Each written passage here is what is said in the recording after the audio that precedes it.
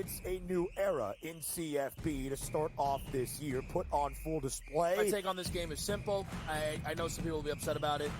Good riddance to the Pac-12. Can you do it in terms of the week to week to week?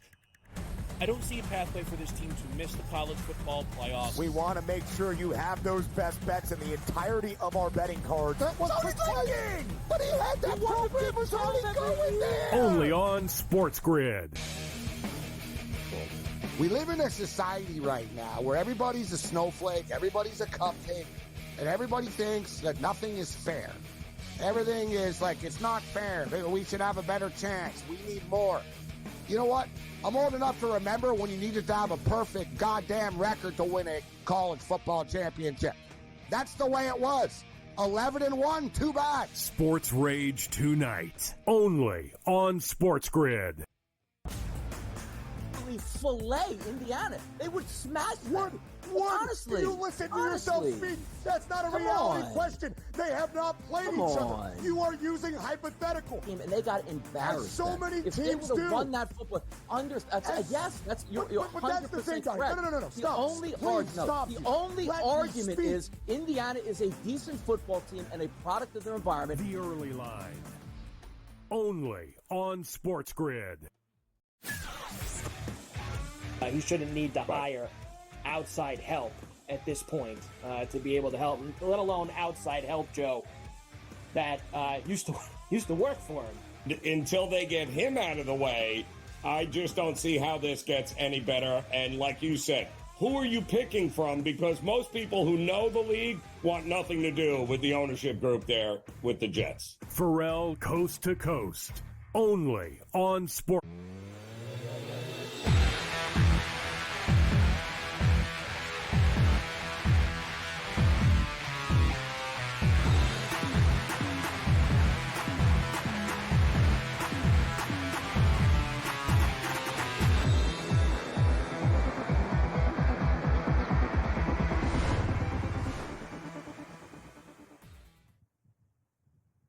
All right, welcome back in-game live game day, and we have got updates across the board for you. Joe Raineri alongside Scotty Wetzel. We'll start in the NFL, Scotty, in which we are watching the Kansas City Chiefs again drive the ball and then had to settle for a 42-yard field goal, so it's 13-3. And we've got the Raiders right around midfield with a big third and long. We'll see if they can keep that drive going. In the meantime, we got an 89-yard touchdown run from Ole Miss, untouched, right to the house. That is a touchdown. They now go up 17-14. So much for that under in that game there, Scotty. San Jose State, we told you, taking on Stanford, scores a touchdown after a goal line stand. 7-3, and now they just pick the ball off again and have great field position right around the 25-yard line here, looking to get it done and get some more points on the board there. Utah State 16-6 against Colorado State, except they're going to get the ball back, Scotty, with about 60 seconds before the break at home. We'll see if they can't chip into that lead a little bit longer. And we were talking about it. West Virginia was up as many as 9 points just about 5 minutes ago. It is now 66-66, Scotty. And this is for the Atlantis tournament in the Bahamas. This is the third place game, but Arizona has just been bombing away, making threes from all over the place to get themselves back in the game, except West Virginia with the final possession. And it looks like we're going to overtime. So get ready for more college basketball there. West Virginia, Arizona, OT. They are headed in that one. And quickly, Scotty, Memphis and New Orleans getting ready to tip off here in the NBA. Kind of hard to look at New Orleans here. John Morant and company looks like they're getting a little healthier too. Do we trust Memphis? I mean, it's 12.5, Scotty. How do we do that? I know. That's a big no. It's up from 11.5, though. I will tell you, it was 11.5 this morning when I said, nah, I can't do that. And don't be me. I'm going to be like, all right, give me the 12.5 then. I'll lay that instead, right? New Orleans, awful, right? 4-15 1-8 against the spread on the road as well. So they're not even being competitive in these. Now, this is a major step up. I bet this is one of the few times they've been a double-digit dog. But on the other hand, I mean, this is the perfect storm if you're a trend better, because Memphis is 10-1 against the spread their last 11 games, and they're facing a team that's 1-8 against the spread on the road, and it's only 4-15 overall. So it's not like they're winning games, just not covering. So, you'll watch New Orleans win, right? 105-100. But I'm going to lay the 12.5. Give me Memphis. Or at least, Joe, maybe New Orleans can get out to even a dopey 7-2 lead, and that 12.5 will drop down to like 9.5, 8.5. Maybe that's what we'll do. Let's see if we can get a little bargain here. We'll take our chances that Memphis doesn't jump out to that early lead. I know DeJounte Murray returned for New Orleans, so they are getting healthier, Scotty, which is great, right? So DeJounte Murray made his return, I believe, Wednesday against the Raptors. Played about 25 minutes, but that game was an absolute blowout there. So I think that has more to do with the score than it not. But, his point prop, 16.5.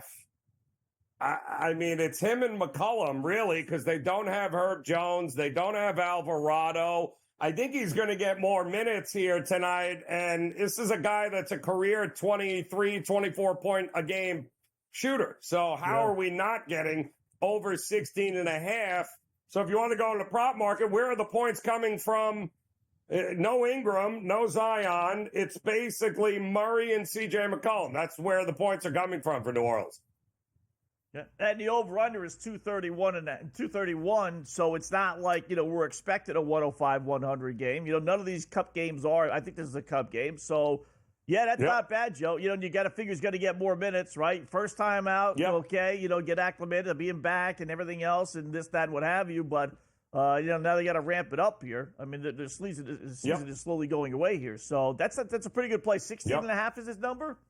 Yeah, that's pretty good. And by the way, make sure, I haven't seen it yet, but Trey Murphy was upgraded to questionable here for New Orleans. That would give them another shooter, and all of a sudden that 12.5 is looking like a lot. If I can have McCollum, DeJounte Murray, and Trey Murphy out on the court, that's going to be an interesting one. Marcus Smart also looks like he is a go here for Memphis. So, boy, this game, it feels like this is going to be a much better game than the line is predicting here, Scott, doesn't it, with these guys?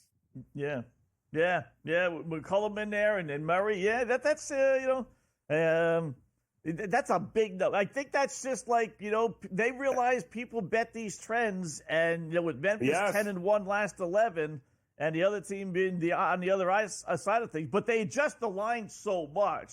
Like if they had this game, 2-3 weeks ago, they would not be 12.5-point favorites. They just wouldn't. I agree. And it's a weird time. It's a weird time, Joe, right? I mean, I know this is sound goofy, but doing this for a long time, whenever you have weird time games, it just throws the rhythm, out of these guys, and strange things happen. Like, they don't normally play at 5 o'clock on a Saturday afternoon, folks. They're used to playing either Saturday night, Monday night, whatever they can. So when you get out of your routine, it's just weird. You know what? I'm talking myself into. I'm taking the Pelicans right now. Plus the 12.5. I am not, Scotty. I'm looking. Trey Murphy, I just saw in the broadcast. He's a go. So you give me C.J. McCollum, Trey Murphy, and DeJounte Murray from the outs. This has got backdoor written all over it, Scotty. I think this is entirely too many points here. Far too many shooters available, I think, for us not to consider this here, Scotty. I think it's too many points for Memphis. I think the Pelicans show up here, and I think they might very well, like Atlanta now. I think we have maybe one or two more games, Scotty, coming up where the market probably not adjusting to what's going on with Atlanta. And I think the same thing here is going to happen with the Pelicans as Brandon Ingram can get back, Alvarado, as they can start getting more and more of these guys back. I don't know that we'd be getting 12.5 in another 2 weeks with the Pelicans. So the value to me is all there. I'm with you. Yeah, they're not the Chicago White Sox, Joe, in that the White Sox were bad, right? I mean, when the White Sox opened up 5-25, we did not say, well, they're not going to lose all these games, right? Continue. Yes, they are, because they are that bad. It's not like they have 4 starting pitchers out. This is what they were.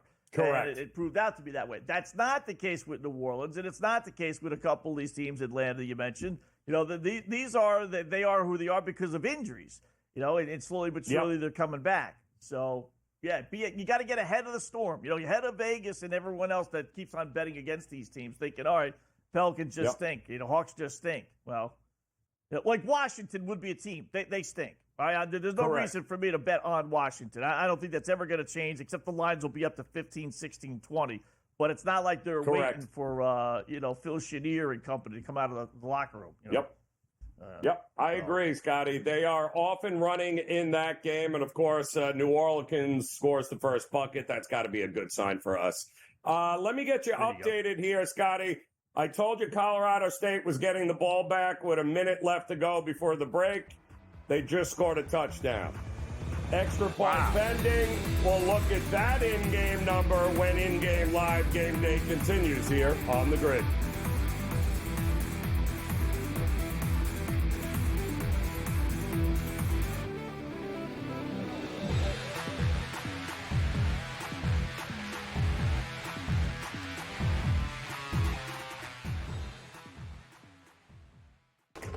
Enter into the magical world of McLuck.com, where even the smallest of spins can win real cash prizes. Adventure into over 1,000 of the best Vegas-style slot games. So what are you waiting for? Unlock your free welcome offer today. Join the fun where winners play and players win. Anyone that's been to a sporting event, the atmosphere before a game, I think Game Time Decisions has that same exact atmosphere. This is our arena. This is what we do. There is going to be an energy to Game Time Decisions that you will feel night in and night out. The excitement you get when you lock your bets in, when you're figuring out what you want to do, we can zone in on the biggest games each night. I want this to be the place that people come to before the game starts, so they feel as ready as possible to lock in their cards. We are going to hit every single one of those markets that you need to know about. We're going to go through every single thing, and I've got a great team behind me that's going to help me get the job done. There is not going to be a better place, I promise you, than Game Time Decisions to get that new information, react to it, and be able to then bet accordingly. We will have everything at our disposal, and we will use that to our advantage. I'm Kevin Walsh. Tune into Game Time Decisions from 6 to 8 p.m. Eastern on SportsGrid. Your gut says Miami is going to win, and you should take the over. Your gut also said your NFT selfies would only go up in value. They didn't. But your head is on SportsGrid and knows the QB is in concussion protocol. The backup has a 45 QBR against the zone coverage. The New York D has the most sacks in the league. So yeah, trust your head. It's smarter to be on SportsGrid. Right here with you on Pro Football Today on SportsGrid. Odds in motion, trying to see what lines have moved throughout the week. Never felt more comfortable in this set than I do for this year. I am ready. I'm just getting angry. The hot takes are going to be here all long. What in the world is going on in Miami, Dom? It's not particularly anything to shy away from just because many people are on top of it. Hot take, hot take. I think this line is asking you once again to take New Orleans. Pro Football Today, only on SportsGrid.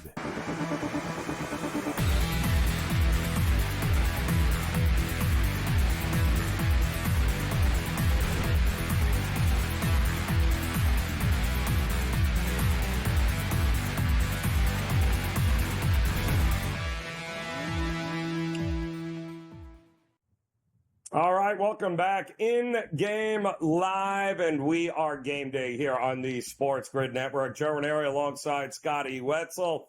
Stop the presses, Scotty. We got ourselves another field goal in Kansas City, which seems to be all we're getting from Kansas City these days. About 3 minutes ago in the third quarter, again, moving the chains, great drive, and then just stalled there and they had to settle for 3. So now we got a 16-3 game. By the way, we didn't mention earlier that the Raiders did get into field goal range, Scotty. I believe it was a long field goal, but they missed it, which is what gave Kansas City the ball back with decent field position, and they could only turn 3 points out of it. So 16-3 right now in that one, Scotty. And if I was looking at the in-game number, it's up to 16 and 29.5, Scott. 29.5 is the total in that game.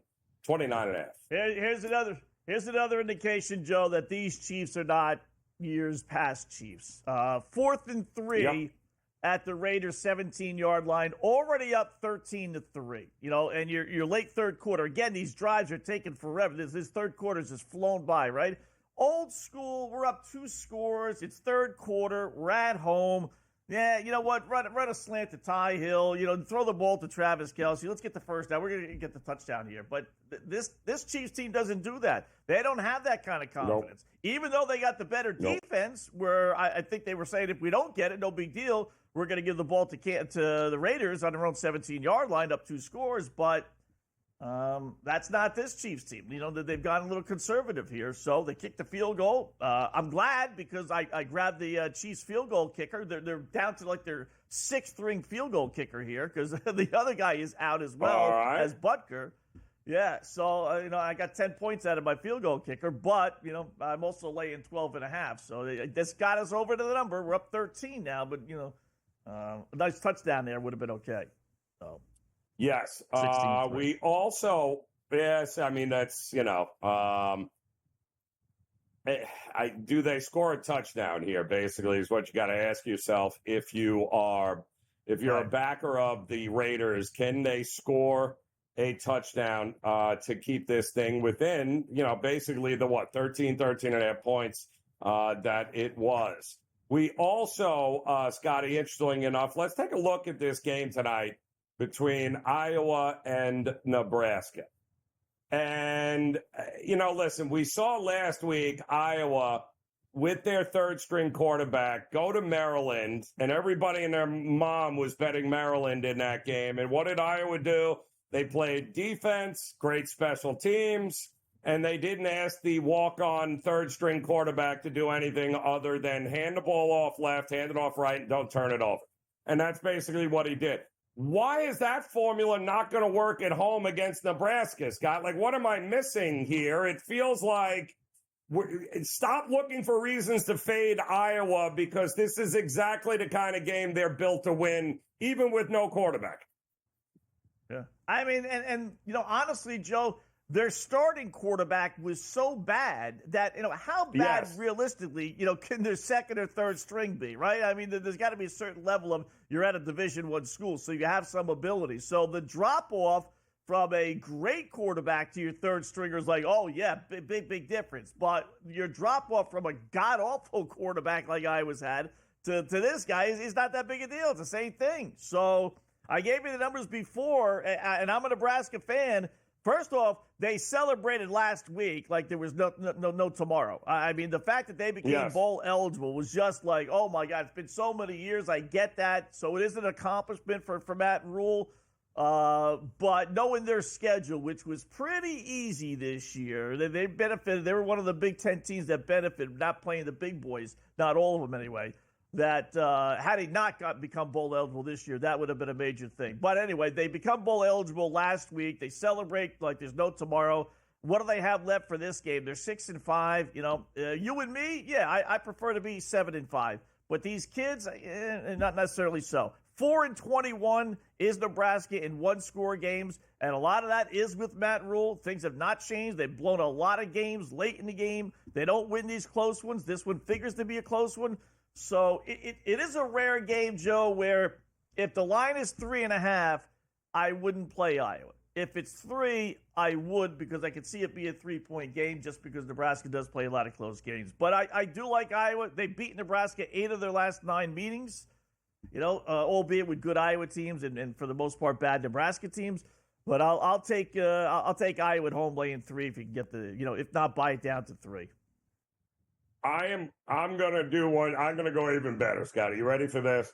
And by the way, to your point, they did celebrate like they won something. It is the first time in 8 years now. Yeah, the first time in 8 years that they've actually become bowl eligible. So, and listen, they brought in, remember Dana Holgerson? They brought him in as an offensive consultant or whatever. They dropped 40 points, I believe, on Northwestern. They just ended up dropping, 40 points last week on 44 Wisconsin. points, actually. Wisconsin. Last week against Wisconsin. Do you know, it's perception reality. The perception is, and by the way, the Raiders did just score a touchdown, and guess who? Yeah, Brock Bowers. So the Raiders did just score a touchdown there, so that game all of a sudden is becoming very interesting. We'll get you an updated number on that one. But, Scotty, the perception is this is a under team. Over the last couple of seasons, Scotty, they went 21-6 with no quarterback. Spencer Petras, remember that? With Iowa, 21-6 in the under. They're 9-2 to the over, and that includes the walk-on quarterback that just went over last week against Maryland, too. So if it's, 40, 41 points here? 39 how are we and a not half. getting over? 39 and a half. Give me the over. After that. Give me it. If it ain't broke, ain't fixing it. Yeah. They have consistently made Iowa numbers really low this year after what happened last year. Correct. Because they were a monster under team. But they've found a way to sneak over every single week. 9-2 to the over is enough for me to go over 39.5. An update from the Chiefs and the Raiders when in-game live game day continues.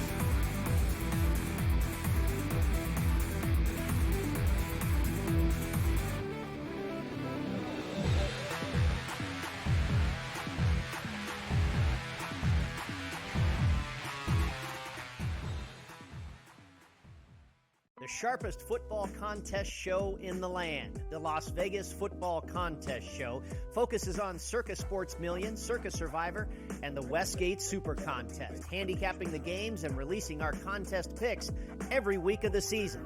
With two former Super Contest winners, Brady Cannon and James Salinas, a former NFL player, Mike Pritchard, and over $1 million in contest prize money won combined, the Las Vegas Football Contest Show will have you prepared this season like none other. We live in a society right now where everybody's a snowflake, everybody's a cupcake, and everybody thinks that nothing is fair. Everything is like, it's not fair. We should have a better chance. We need more. You know what? I'm old enough to remember when you needed to have a perfect goddamn record to win a college football championship. That's the way it was. 11-1, too bad. Sports Rage tonight, only on SportsGrid. Grandma Bear, who owns the football team, probably comes in, gives a little, oh, man, you're such a good little boy out there. Congratulations, the way you coach this football team. I'm never going to fire you. Totally, I missed you pinching your own cheek as I was looking down and did not know we were getting. Oh, Donnie, you got such a good show there with that guy named Ben. Like, that's what your grandma would do to you when you go see her on Thanksgiving or Christmas, The Early Line, only on SportsGrid.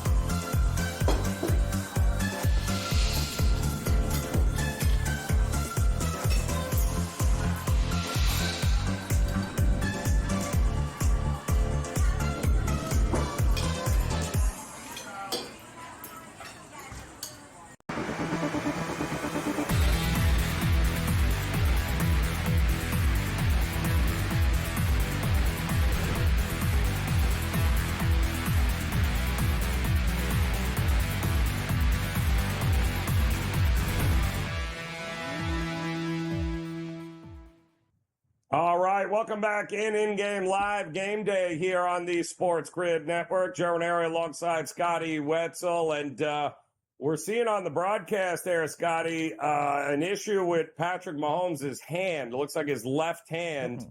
It looks like one of his players might have stepped on it or fell on it or whatever, but it doesn't look like his throwing hand. It does look, however, that they cannot exchange field goals for touchdowns anymore at this point. With the Raiders scoring a touchdown, it's a 6-point game, minute to go in the third quarter. This is much closer than I think Kansas City backers want. Yep. I mean, the over 22.5 certainly is in play now. I mean, if you didn't think it was before, with the 2 field goals and, more importantly, perhaps even with the Raiders scoring. So, there's no way in the world, KC, is going to sit on the ball or even not even have that sense of urgency. That may be not necessarily sitting on the ball, but we all know, why do teams score in the final 2 minutes of the first half at the end of the games? Because that sense of urgency kicks up. And that's what you want, with Kansas City to be able to hit that 23 mark, which is now just 1 touchdown away. But, Joe, we talked about it. I mean, watching yesterday's Bears-Lions game, right? This is a carbon copy. It's amazing. Lions may have dominated a little bit more in their game than what Kansas City did in the first half, but both have dominated, both seemingly in complete command, both kicking field goals, not scoring touchdowns for the most part, and all of a sudden, boom, the underdog, in this case, the Raiders, and yesterday the Bears, finally put it together and they make a serious threat, and Chicago threatens to win the game down the stretch without a couple penalties. And, maybe the same thing happens here. I would not be comfortable with that original minus 12.5 ticket that I have, even though they are up 1 touchdown, and another touchdown would put them over that number. But keep in mind this, at this point, up 6, if Kansas City scores a touchdown to go up 12, chances are pretty good they're going to be going for 2. So if you're laying 13.5, that's good for you. If you're laying 12.5, that's bad for you because they could miss and they could be up 12, not 14 or not 13. Scotty, Max Crosby had 3 chances to sack Mahomes. Mahomes, as he was falling down, launches one right into the chest of D-Hop and he drops it. And now they have to punt it back to the Raiders. Unbelievable sequence of plays there. Now they got to go back. Max Crosby is all bent that he didn't sack him. He had 3 shots at him, Scotty, and Mahomes doing what Mahomes does. I cannot believe he couldn't get to him. But somehow or another, he managed to flip it around. It was unbelievable, and they end up getting it done. Kind of crazy there, but Aiden O'Connell will have the ball back with an opportunity here to get this thing, actually maybe even tie it up, if not take the lead. So we'll see what happens in this one here. We are also keeping our eye. They're getting ready to go to the break. Ole Miss looks like they're going to have a chance to go for a field goal. And once again, kind of hard to believe, but Stanford on a 4th down goes for it inside the 20-yard line and manages to find a receiver, wide open receiver, and a touchdown. So here we go again. 14-10, San Jose State on top of Stanford. 42 seconds left to go in that one, and it's official. Arizona loses in overtime to West Virginia. So West Virginia finishing 3rd now in that battle for Atlantis. The final coming up between Louisville and Oklahoma, a game in which Scotty and I both agree Oklahoma is the way to look. 54-yard attempt is no good for Ole Miss. How do you like that, Scott? 54 yards, no good. 17-14 at the break. That feels like a game we've got to look and see what this second half number is. That's a lot of scoring in the first half. Maybe we should look at the under in the second half with this one. Yeah. I know one place I'm not going to be looking for unders, Joe, and that's on the NHL slate.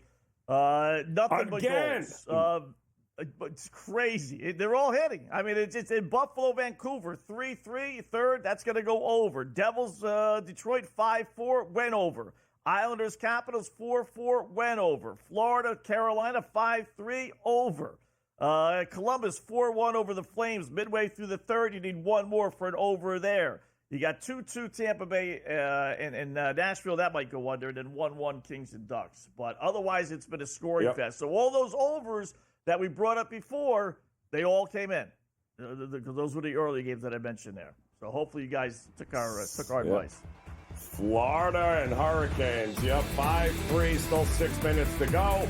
We'll have an update from the NBA when In-Game Live Game Day continues.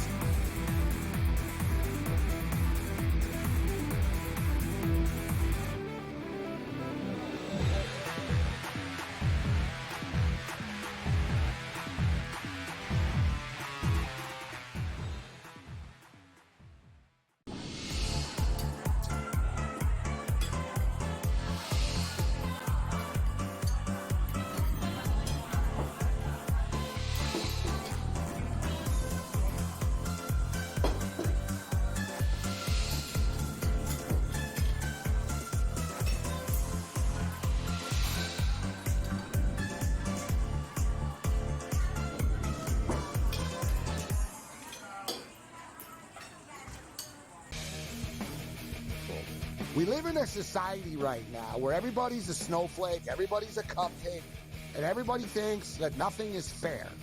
Everything is like, it's not fair. We should have a better chance. We need more. You know what?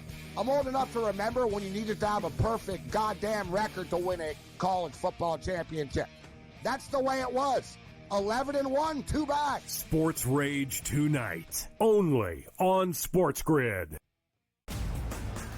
Grandma Bear, who owns the football team, probably comes in, gives a little, oh, man, you're such a good little boy out there. Congratulations, the way you coach this football team. I'm never going to fire you. Totally, I missed you pinching your own cheek as I was looking down and did not know we were getting. Oh, Donnie, you got such a good show there with that guy named Ben. Like, that's what your grandma would do to you when you go see her on Thanksgiving or Christmas, The Early Line, only on SportsGrid.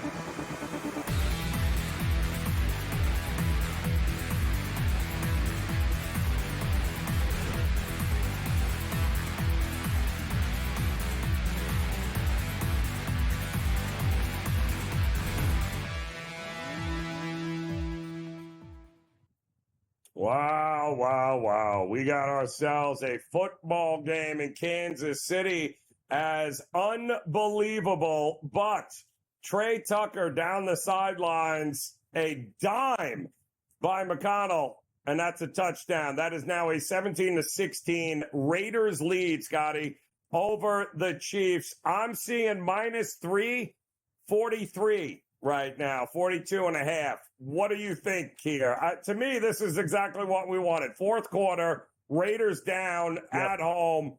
I don't care what it is. I'm laying it. I'm good. I'm taking the Raiders. I'm taking the Chiefs here all day long. Yeah. I mean, listen, your only concern is, you could lose the game outright, obviously, but, you win 19-17 and you lose by the hook. FanDuel's got it at 2.5 or 3, you lose by 1 point. That's the thing. It was all of a sudden after 3 quarters, Kansas City's offense going to be able to click and get it into the end zone when, more importantly, they don't have to. But I will tell you, they got a third-string field goal kicker. Like I said, Butker's out.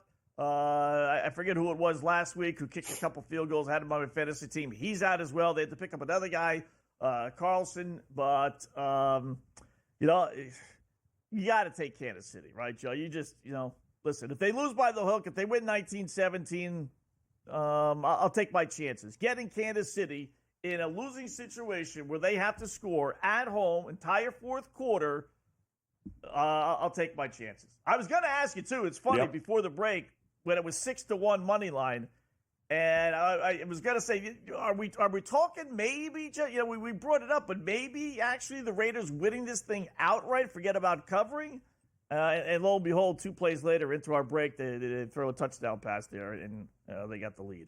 So, can't believe it. Yeah, no, I'm taking it. I mean, the books aren't going to give you they're down 1. A field goal would be 2, but the books are not going to do that. They're going to shade it to Kansas City, and as well as they should. Listen, plenty of time. 14 minutes to go here. With any luck, Scotty, Kansas City will have to punt it away, and then we'll be looking at getting maybe 1.5, somewhere in that ballpark there. So right now I'm seeing a $2 favorite here for the Chiefs, and that tells you everything you need to know with 14 minutes to go here in the fourth quarter. But Raiders doing exactly what they needed to do to keep it competitive here. They were able to score a couple of touchdowns, couple of bombs, and just like that, defensive breakdowns, which has been the problem with Kansas City. Here's what we've got. But to your point, and you can get them at 2.5 right now here, touchdown is going to be huge. If they lose this game, all of a sudden Buffalo now, with a win tomorrow, is in control of the number 1 seed in the AFC. Are they not? Yeah, they are. Yeah, because they would win the head-to-head tiebreaker. That's right. Wow. So now, if I'm not mistaken, I don't think Buffalo and the Ravens play. But my goodness, the Bills very much controlling their destiny if somehow or another Kansas City loses. Listen, did we really think, though, to your point, forget it, even this game here, is Kansas City only losing one game all year? Is that really what this team is? It really isn't. Although I would have said, is that team going to win a Super Bowl? Knowing you have to win 3 times on the road, no, someone's going to beat them, right? And it didn't happen. But 15-1, 16-1, that is tough, Joe. That really is hard. I'll say this about Buffalo, right? They catch a break this week. They got a wounded San Fran team coming in. I don't know if Brock Purdy's going to play or not. So if he doesn't, they're not losing to San Francisco, right? They got a tough one at the Rams. They got a monster one after that at Detroit. But then it's Cake City, New England twice, and the Jets. And the Jets and one of the two, obviously, is at home. So they're winning their last 3. It's really, do they stub their toe at Los Angeles and then at Detroit? And then Kansas City would have to run the table. And Kansas City's got Houston. Correct. They got Pittsburgh on the road. They have, KC's got a much tougher schedule the rest of the way than what Buffalo has.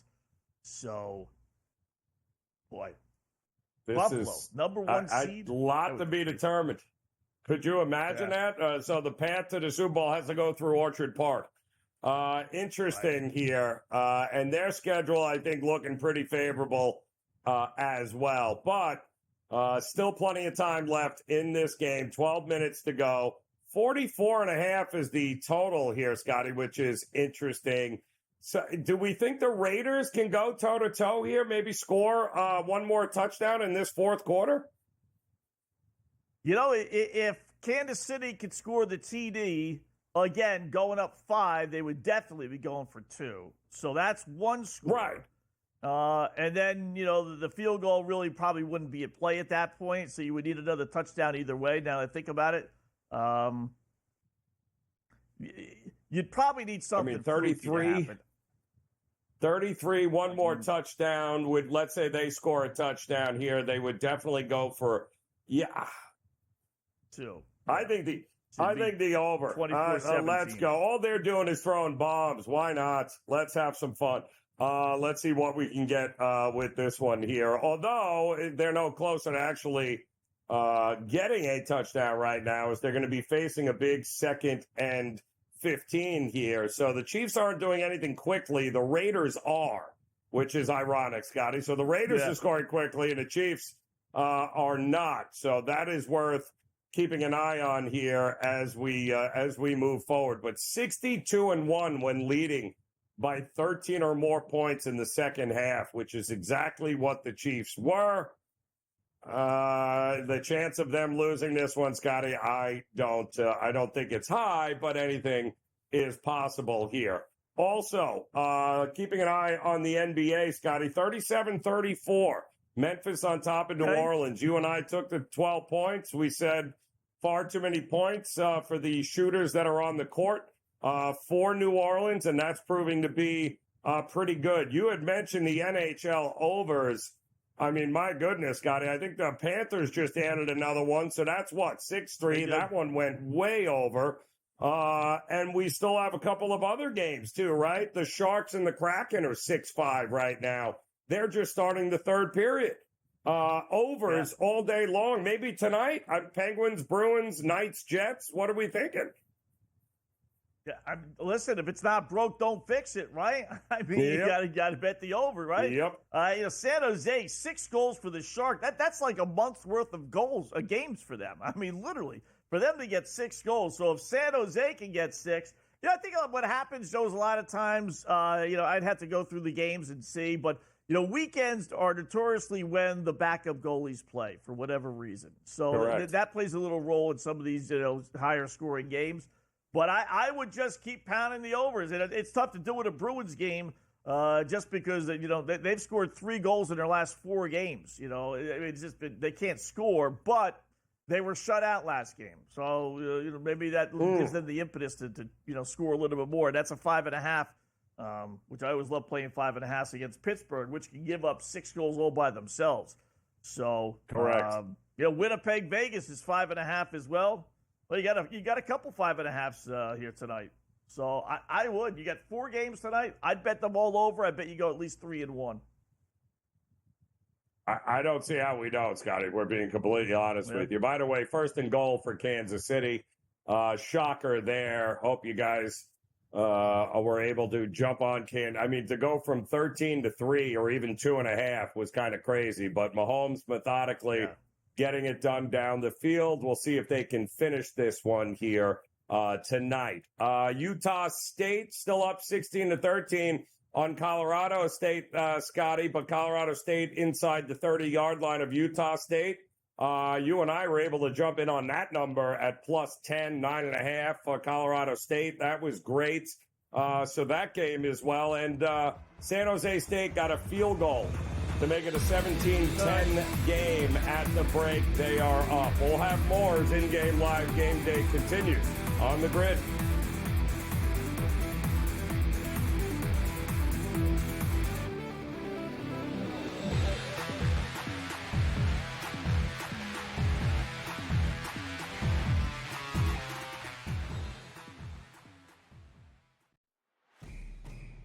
It's a new era in CFB to start off this year, put on full display. My take on this game is simple. I know some people will be upset about it. Good riddance to the Pac-12. Can you do it in terms of the week to week to week? I don't see a pathway for this team to miss the college football playoffs. We want to make sure you have those best bets in the entirety of our betting cards. That was thinking! But he had that program was already going there! Only on SportsGrid. We live in a society right now where everybody's a snowflake, everybody's a cupcake, and everybody thinks that nothing is fair. Everything is like, it's not fair. We should have a better chance. We need more. You know what? I'm old enough to remember when you needed to have a perfect goddamn record to win a college football championship. That's the way it was. 11-1, too bad. Sports Rage tonight, only on SportsGrid. Filet Indiana. They would smash them. Honestly. Do you listen to yourself speak? That's not a reality question. They have not played each other. You are using hypothetical. And they got embarrassed. As so many if teams they would have do. Run that football. Yes, that's you're 100% correct. No. Stop. The only argument is Indiana is a decent football team and a product of their environment. The early line. Only on SportsGrid.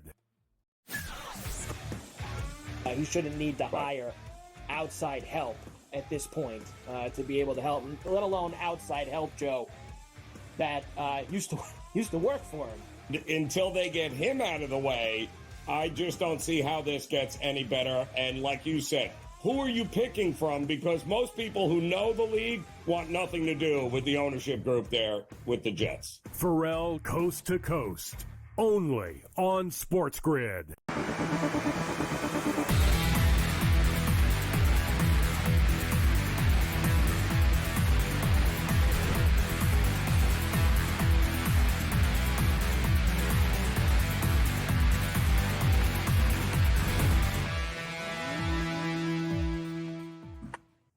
All right, welcome back in-game live game day here on the SportsGrid Network. Joe Raineri alongside Scotty Wetzel. Hope you had a great Thanksgiving. And, boy, it's just getting started here on this Black Friday as we've got NBA action all day. The NHL doesn't stop scoring. What high-scoring games we've got on the ice here tonight.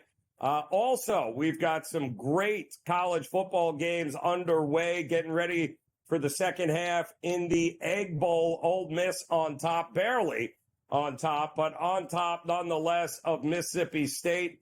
That game 17-14, Ole Miss on top at home. Also Texas State, South Alabama, Scotty, 28-21, South Alabama on top, but still plenty of time left to go. I believe about 12 minutes in the third.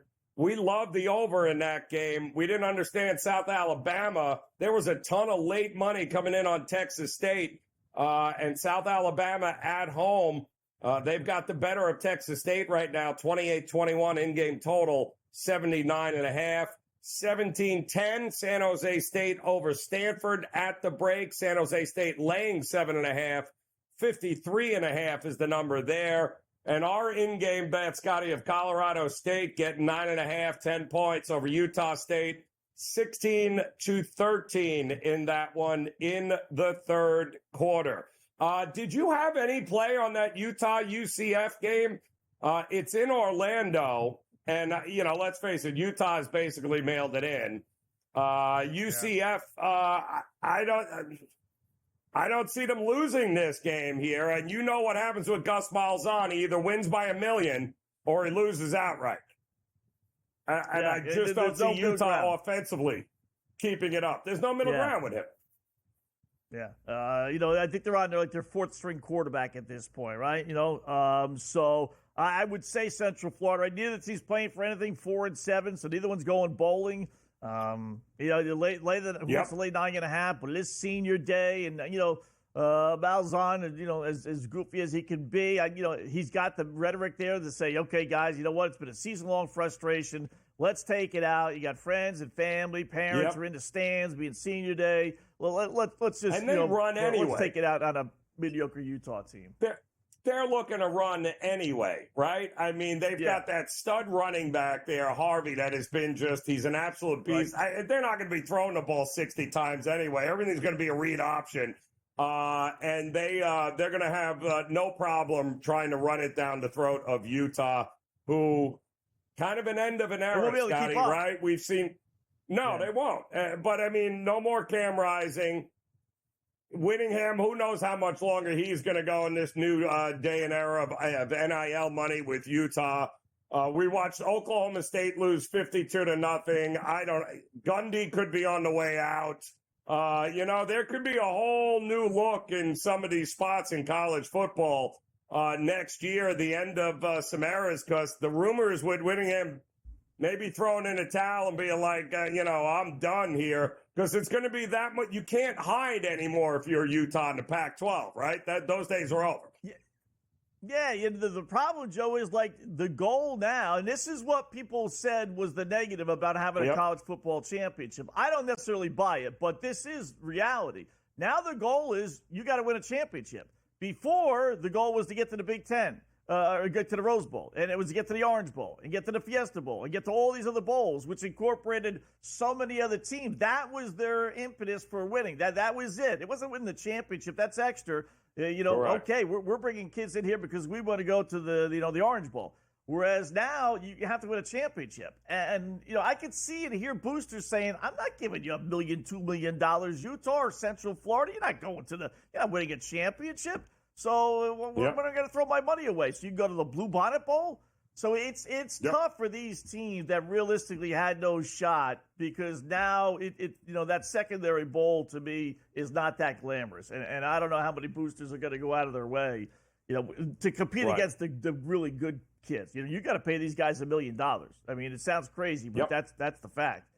And I just don't see these teams doing that. So there's got to be a separation, and it's happening already. It's going to have to be, because you're paying to play here. That's what we're getting in college football. I also, Scotty, think that's going to go hand in hand with just a terrible 12-team playoff.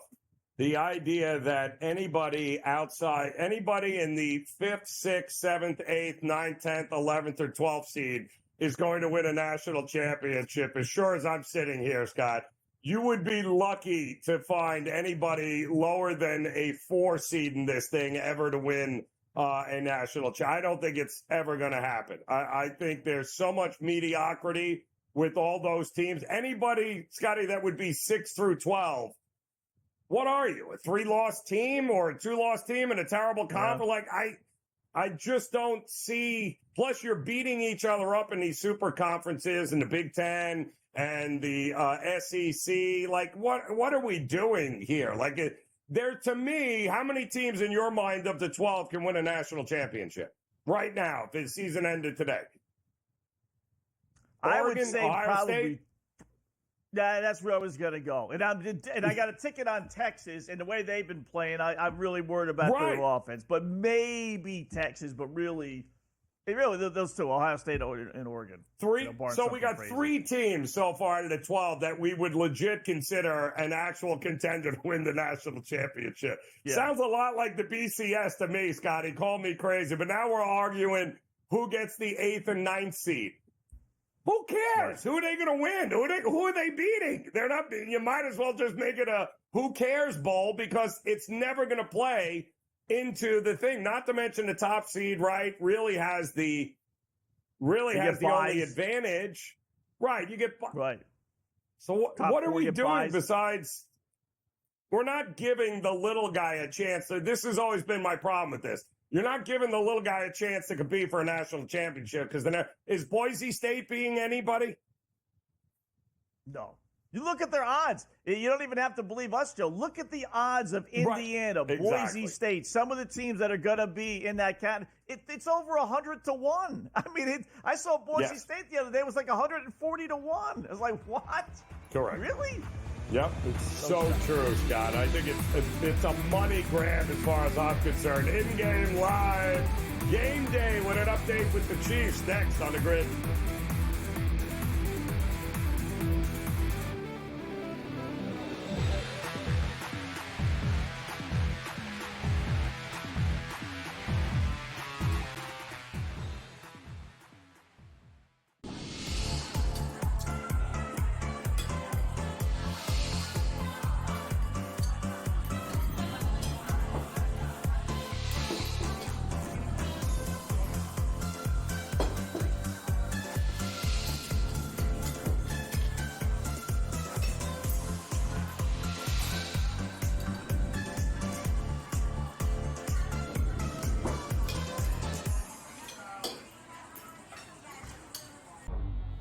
Two guys that can do it all. Too much electricity this morning. This is a good time. We're having a lot of fun. I had to do a triple take. Ka-ching!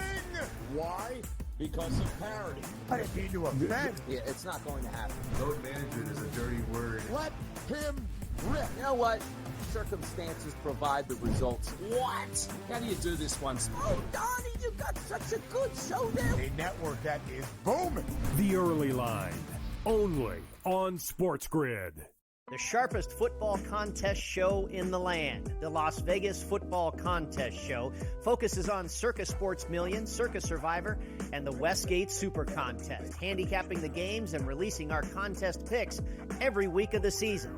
With two former Super Contest winners, Brady Cannon and James Salinas, a former NFL player, Mike Pritchard, and over $1 million in contest prize money won combined, the Las Vegas Football Contest Show will have you prepared this season like none other. Fillet Indiana. They would smash them.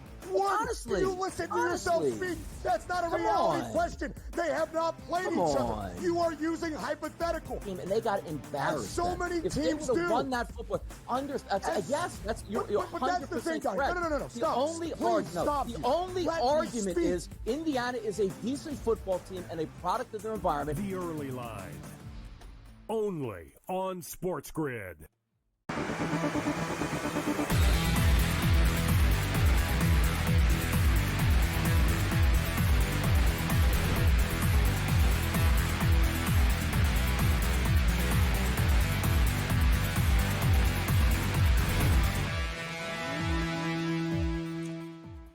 All right, welcome back in-game live game day here on the SportsGrid Network. Joe Raineri alongside Scotty Wetzel. All right, Scotty, take a look here at this NFL game with the Chiefs, who gave up the lead, a long touchdown by the Raiders. They took a 17-16 lead. The Chiefs, once again, drive stalls. They had to settle for 3. So now it's a 19-17 game. 39.5 is the in-game number, and the Chiefs, once again, are going nowhere quick. They're just begging the Raiders to win this game, Scotty, are they not? They really are. We said it earlier, Joe. It's a carbon copy of yesterday's Lions-Bears game. And the Lions got fortunate, and in the end, they ended up winning, but that might not be the case. I mean, they drove all the way down. Give credit to Kansas City. It's been their season MO, like that drive, okay? push comes to shove. We're now trailing fourth quarter. Let's get our A game out there. They did. They get first and goal to 5, and then just like it's basically been all year, they can't punch it in. I mean, I don't know how. You're Kansas City. You're Patrick Mahomes. You're Kelsey. You're Hopkins. You're Andy Reid in the sideline. Great offensive minds. You got 3 cracks at the end zone against the lousy Raiders, and you can't find a way to get somebody open and throw them the ball. So it is definitely there for them to lose this football game. And this would be, as we talked about, a horrible loss. I mean, just a horrible loss. By the way, I did find the numbers. I wasn't far off. I knew I saw it before. Boise State, which just 2 weeks ago, by the way, was sitting in the number 4 slot, in the college football rankings, 100-1. Indiana, which is figuring to get it 50-1. I mean, wow. And no other bet, that would be like a 50-1 shot, 100-1 shot. That's just not coming. It just isn't, right? If it was a typical football game or baseball game or something, that's what they have for those two teams. I mean, it's only the big boys that really have normal odds. And I mean, Scotty, if we're talking about realistically with college football, I mean, to me, and I've said it all along, everyone had always been this argument about, what about that 5th team or 6th team, right? We're always arguing about, okay, but the reality is one of those 4 teams was better, and one of them is actually going to win the national championship because they're good enough to do so.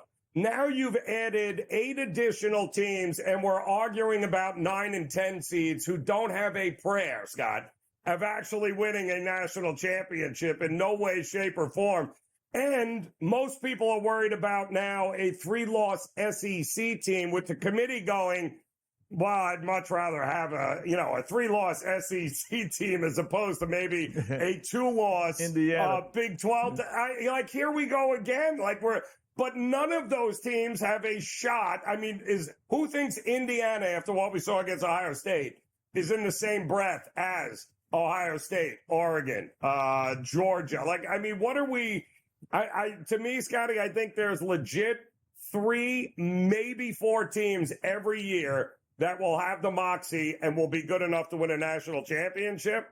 And this year, I don't see it any different. You and I can only name 3 teams with Ohio State, Oregon, and what? Georgia, maybe? Texas you had mentioned. Georgia. Yeah. Right now, there's only 4 teams on FanDuel. So, FanDuel, represents Vegas. So there's only 4 teams in Vegas that have odds of less than 10-1. Everyone else is 14-1 or higher after the top 4, which includes Georgia. Which at this point, we don't even know if Georgia's getting in if they were to lose the SEC championship game, right? I mean, so that's how it is. It is one-sided. It really is. And Miami? Is Miami beating anybody? I mean, what is Miami doing? Not with that defense. Not with that defense, they're not. Offensively. Thank you. And as we said, you might be able to win 1 game, but unless you're in the top 4, you have to play 4 in order to win. First round, second round, third. There's 4 games. You're not winning 4 games. You might be able to pull off an upset or something like that. You're not knocking off 3 other teams or 4 teams. No way. No way. Not in this caliber. I'm with you. I think it's absolutely a money grab. And I get it. You're going to give, some schools an opportunity to be all excited, but they would have been just as excited to play in the Snort Bowl, because that's basically what's going to end up happening here with these lower seeded teams. And then, of course, don't get me started with Notre Dame, Scotty. Don't get me started with Notre Dame. No conference championship, right? No. A cupcake schedule, and now they're still going to be sitting, top 6 seed, 7 seed? Yeah. Oh, my goodness, Notre Dame. Unbelievable. An update from Kansas City when we get back here in Game Live.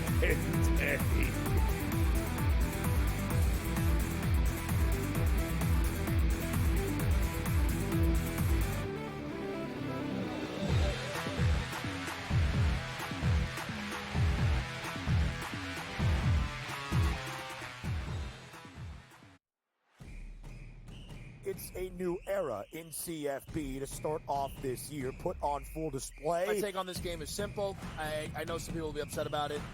Good riddance to the Pac-12. Can you do it in terms of the week-to-week-to-week I don't see a pathway for this team to miss the college football playoffs. We want to make sure you have those best bets in the entirety of our betting cards. That was thinking! But he had that program was already going there! Only on SportsGrid. We live in a society right now where everybody's a snowflake, everybody's a cupcake, and everybody thinks that nothing is fair. Everything is like, it's not fair. We should have a better chance. We need more. You know what? I'm old enough to remember when you needed to have a perfect goddamn record to win a college football championship. That's the way it was. 11-1, too bad. Sports Rage tonight. Only on SportsGrid. Fillet Indiana. They would smash them. Honestly. Do you listen to yourself speak? That's not a reality question. They have not played each other. You are using hypothetical. And they got embarrassed. As so many if teams they would do. have won that football, yes, that's you're 100% that's the thing, guys. correct. No. Stop. The only argument is Indiana is a decent football team and a product of their environment. The early line. Only on SportsGrid. He shouldn't need to hire outside help at this point to be able to help him, let alone outside help, Joe, that used to work for him. Until they get him out of the way, I just don't see how this gets any better. And like you said, who are you picking from? Because most people who know the league want nothing to do with the ownership group there with the Jets. Pharrell Coast to Coast. Only on Sports.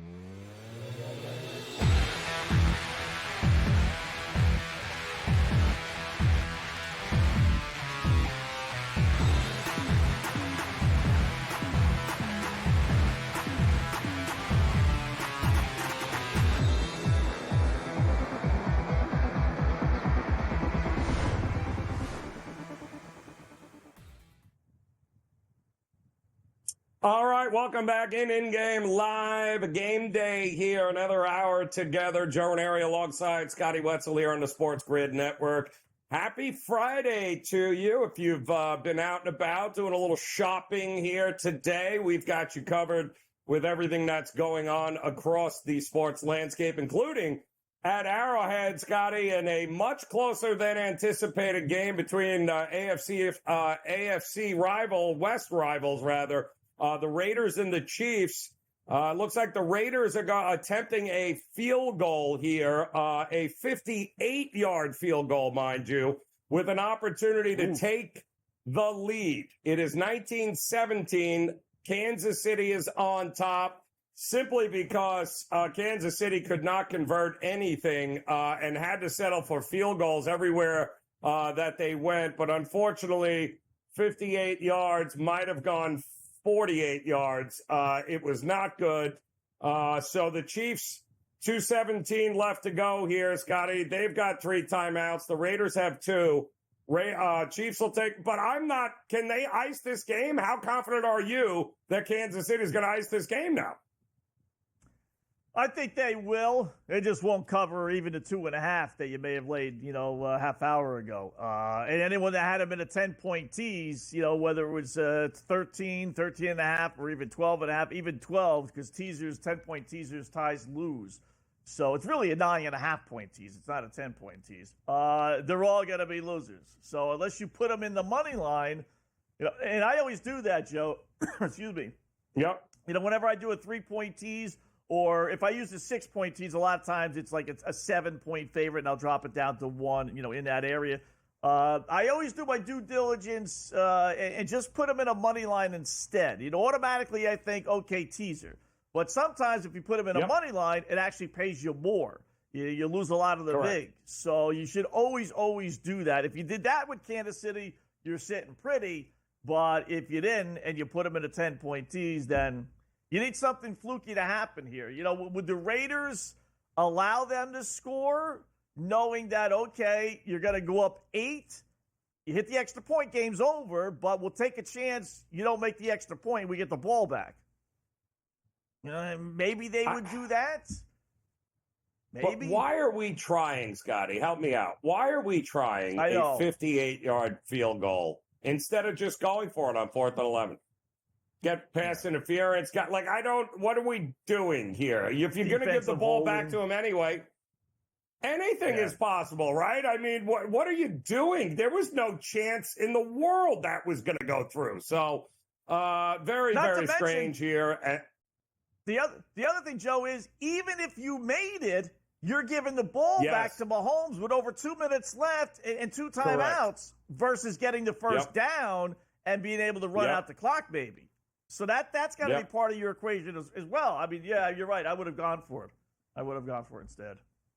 I would have, and you miss, so you know they get the ball back in better position. The whole thing is just, he is another situation. If you're just joining us here today, welcome in. We learned, of course, earlier this afternoon that the Bears finally did the right thing and fired their head coach, Matt Eberflus, after just a inexcusable lack of any leadership at all in that game against Detroit on national television yesterday, Scotty.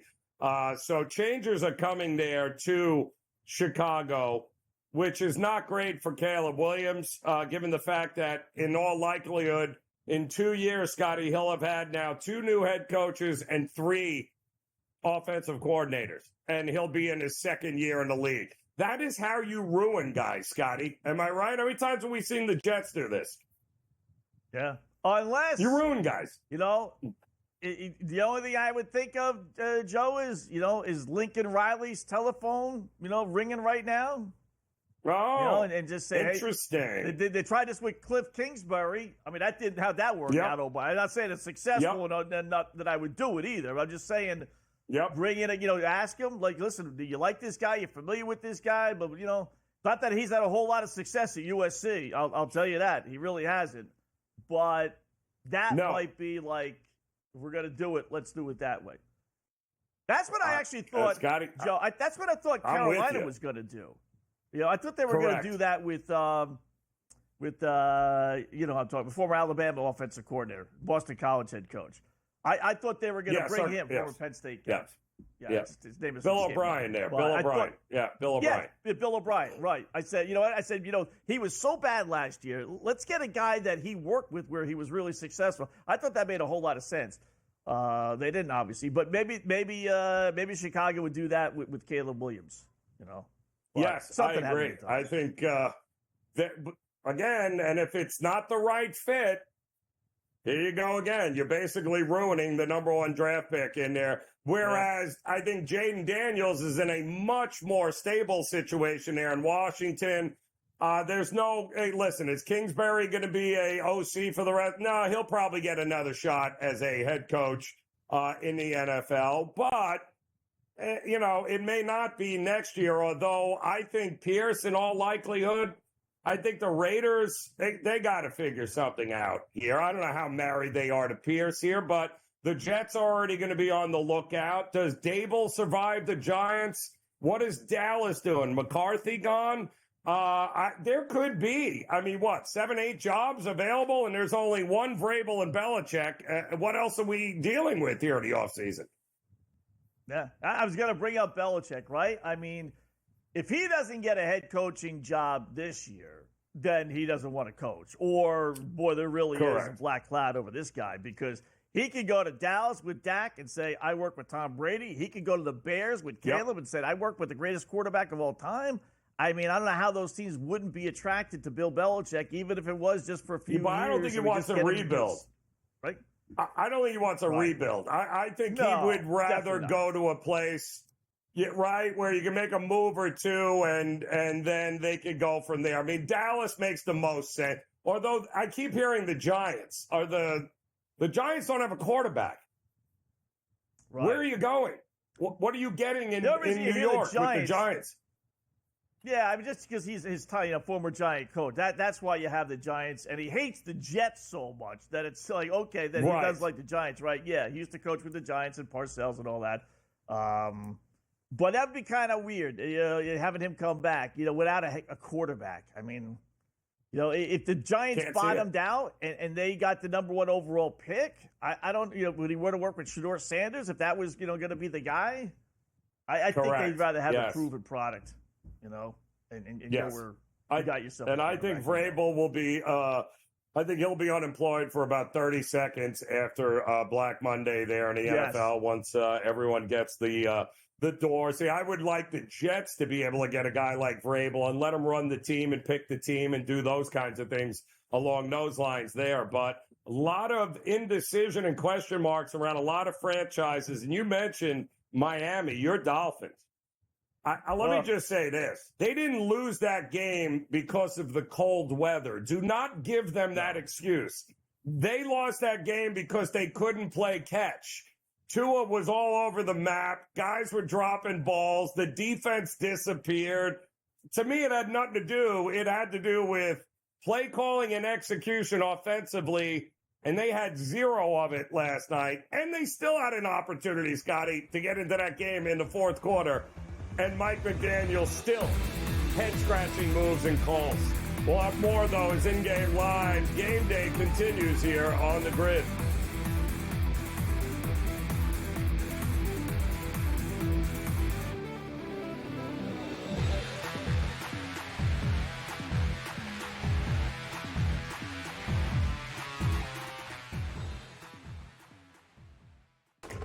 Enter into the magical world of McLuck.com, where even the smallest of spins can win real cash prizes.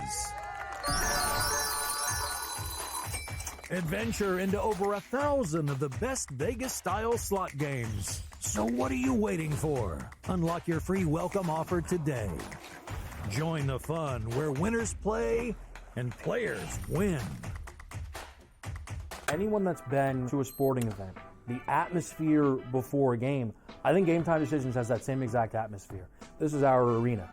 This is what we do. There is going to be an energy to Game Time Decisions that you will feel night in and night out. The excitement you get when you lock your bets in, when you're figuring out what you want to do, we can zone in on the biggest games each night. I want this to be the place that people come to before the games start so they feel as ready as possible to lock in their cards. We are going to hit every single one of those markets that you need to know about. We're going to go through every single thing, and I've got a great team behind me that's going to help me get the job done. There is not going to be a better place, I promise you, than Game Time Decisions to get that new information, react to it, and be able to then bet accordingly. We will have everything at our disposal, and we will use that to our advantage. I'm Kevin Walsh. Tune into Game Time Decisions from 6 to 8 p.m. Eastern on SportsGrid. Your gut says Miami is going to win, and you should take the over. Your gut also said your NFT selfies would only go up in value. They didn't. But your head is on SportsGrid and knows the QB is in concussion protocol. The backup has a 45 QBR against the zone coverage. The New York D has the most sacks in the league. So yeah, trust your head. It's smarter to be on SportsGrid. Right here with you on Pro Football Today on SportsGrid. Odds in motion, trying to see what lines have moved throughout the week. Never felt more comfortable in this set than I do for this year. I'm just getting angry. The hot takes are going to be here all long. What in the world is going on in Miami, guys? It's not particularly anything to shy away from just because many people are on top of it. Hot take, hot take. I think this line is asking you once again to take New Orleans. Pro Football Today, only on SportsGrid.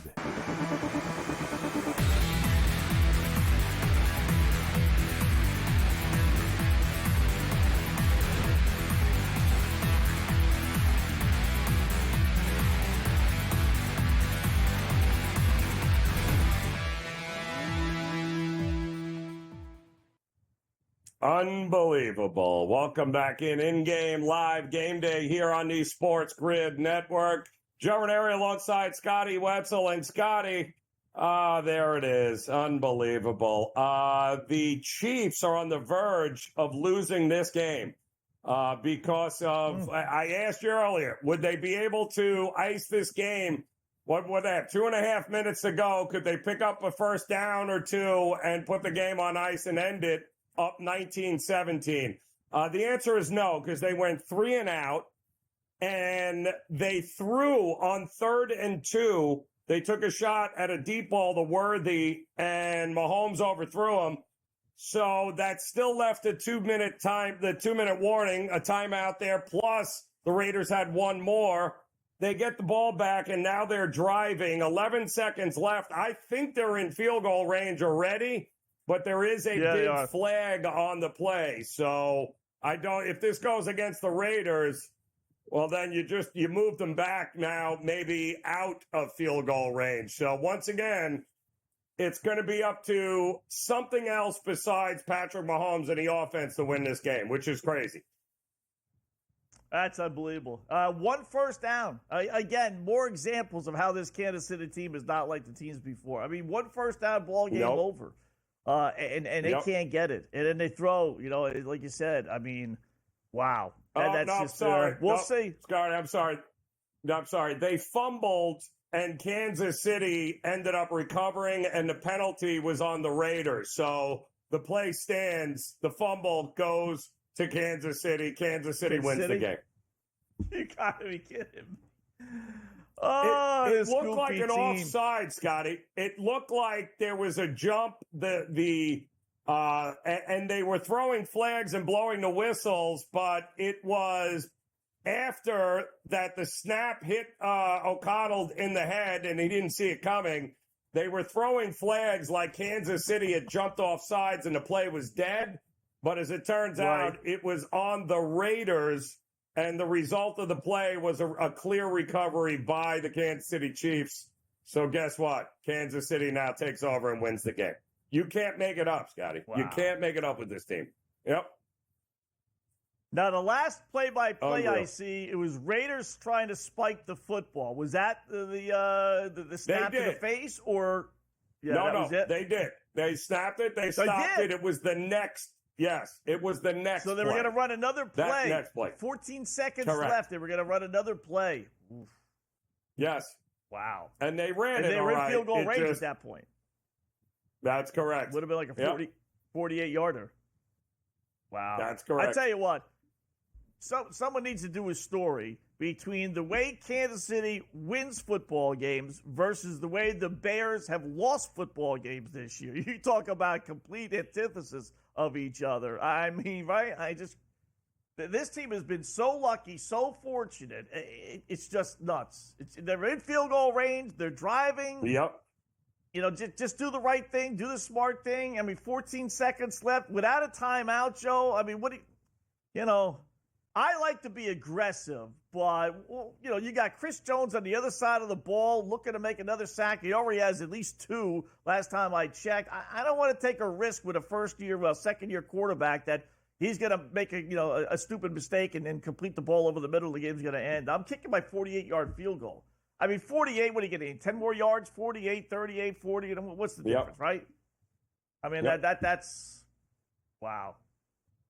14 straight one-possession game wins now for Kansas City, longest streak in the NFL. They have won 14 one-possession games in a row. And in the most epic of fashion here. I do not understand what that sequence was. They spiked it, like you said, 14 seconds left to go. How it is O'Connell is not even looking at the snapper, and the snapper throws it and hits him right in the chest. I do not understand how that even happens, and why the snapper.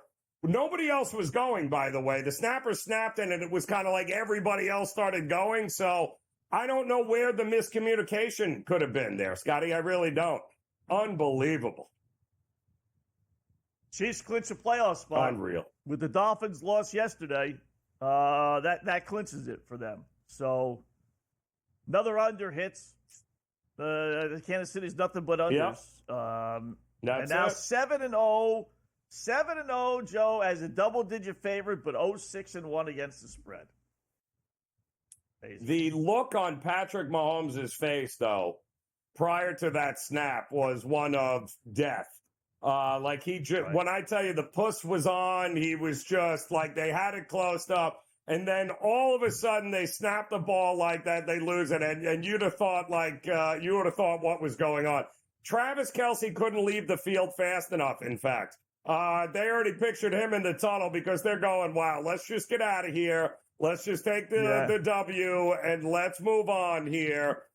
Just unbelievable, but another poorly coached, poorly timed effort by a team that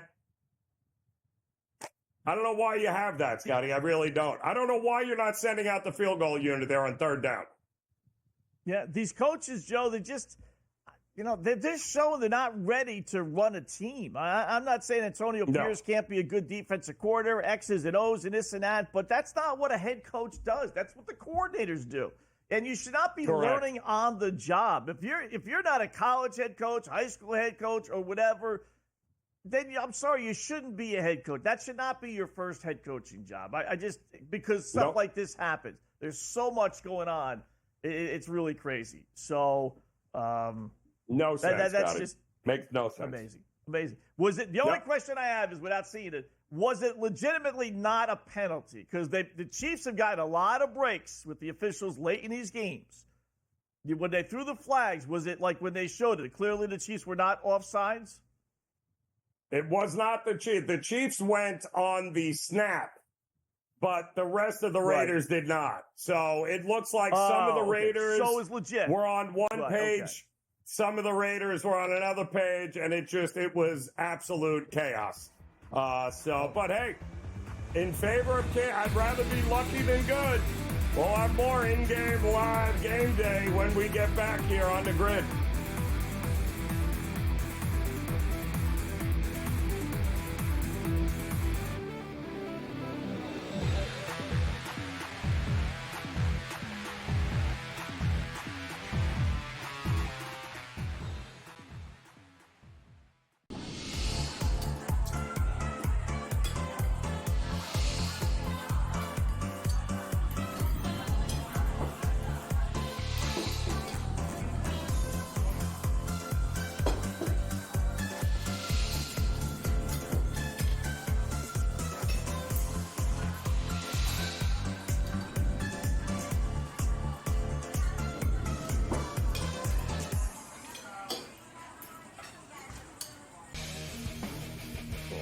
We live in a society right now where everybody's a snowflake, everybody's a cupcake, and everybody thinks that nothing is fair. Everything is like, it's not fair. We should have a better chance. We need more. You know what? I'm old enough to remember when you needed to have a perfect goddamn record to win a college football championship. That's the way it was. 11-1, too bad. Sports Rage tonight, only on SportsGrid. Grandma Bear, who owns the football team, probably comes in, gives a little, oh, man, you're such a good little boy out there. Congratulations, the way you coach this football team. I'm never going to fire you. Totally, I missed you pinching your own cheek as I was looking down and did not know we were getting. Oh, Donnie, you got such a good show there with that guy named Ben. Like, that's what your grandma would do to you when he goes here on Thanksgiving or Christmas, The Early Line, only on SportsGrid.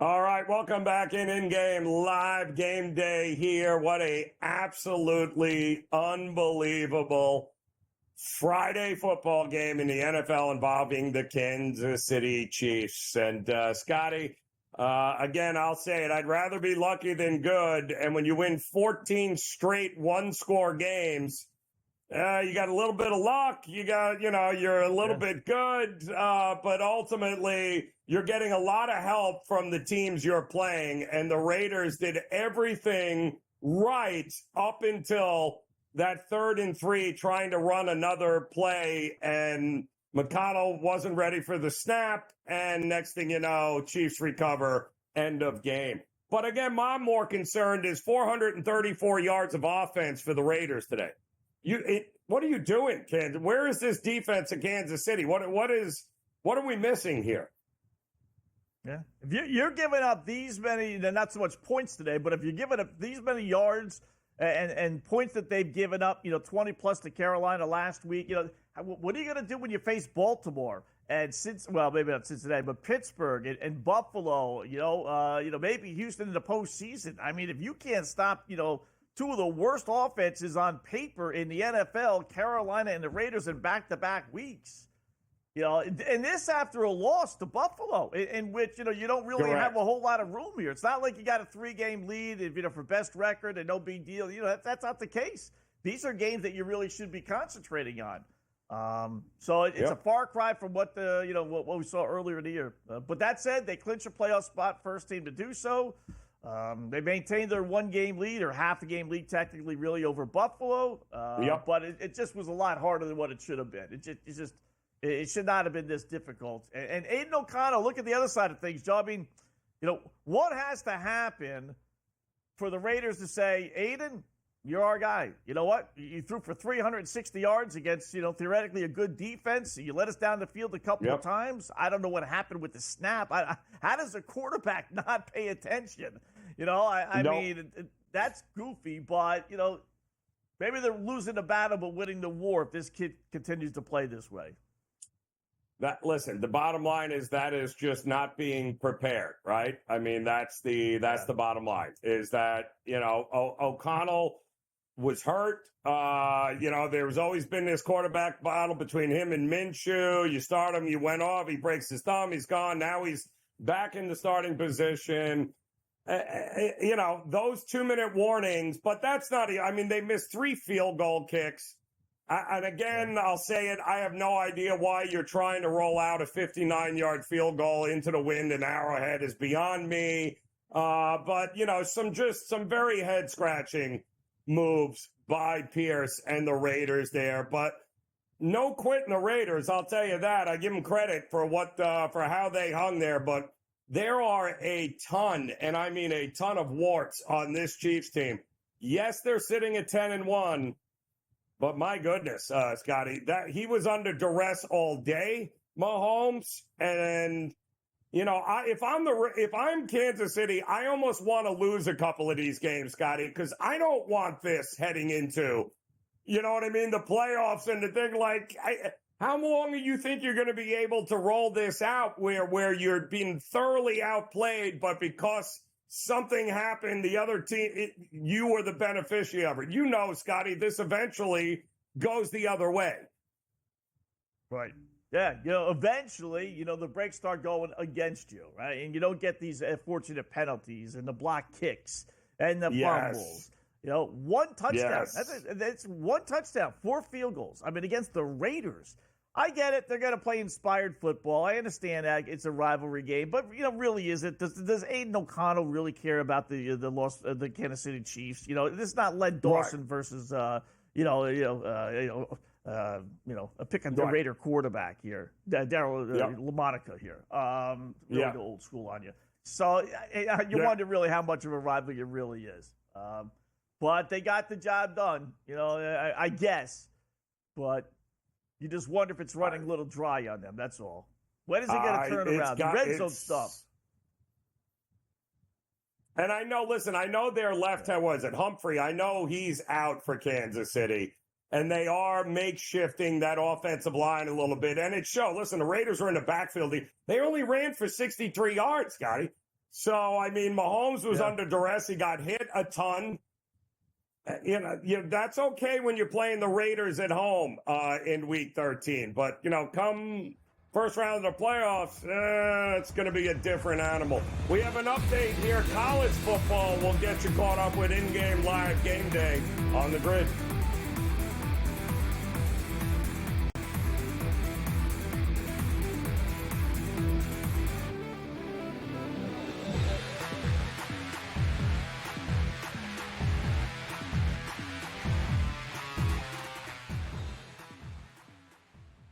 The sharpest football contest show in the land. The Las Vegas Football Contest Show focuses on Circus Sports Million, Circus Survivor, and the Westgate Super Contest, handicapping the games and releasing our contest picks every week of the season.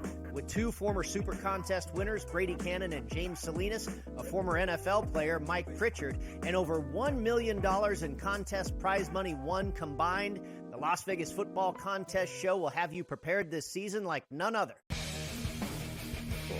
We live in a society right now where everybody's a snowflake, everybody's a cupcake, and everybody thinks that nothing is fair.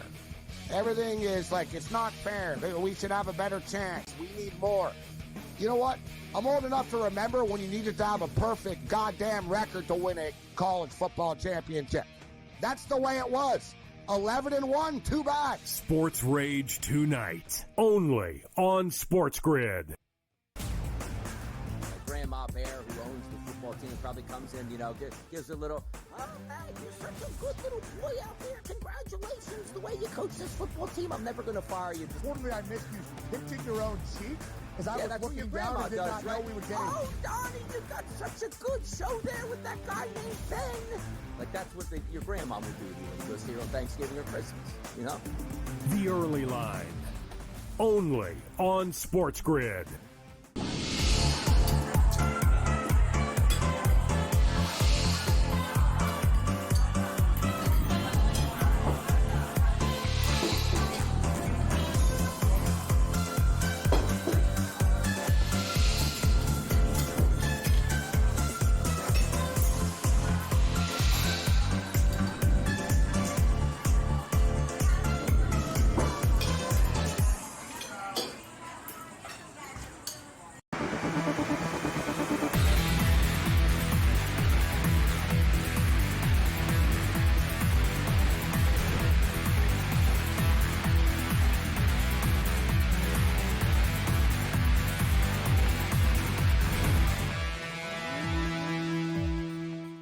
All right, welcome back in-game live game day here on the Sports Grid Network. Joe Raineri alongside Scotty Wetzel here. Well, it was a heck of a game in the NFL here today as the Chiefs barely hold on to win 19-17 over the Raiders, clinching that playoff spot.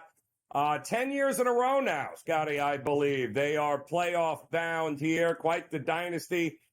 They have put together there already a couple of rings on the fingers there with Andy Reid and Patrick Mahomes. But, yeah, they've gotten a lot of breaks this season. But, hey, 10-1 is 10-1. That bears some questions about some of these games coming up this weekend. We'll talk about in a minute.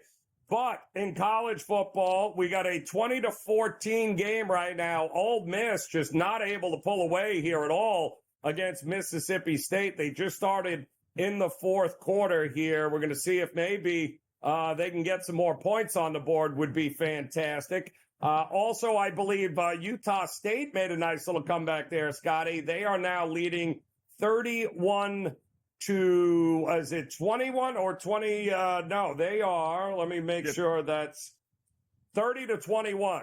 Yeah, 30-21 right now. Still plenty of time, 12 minutes to go in that one.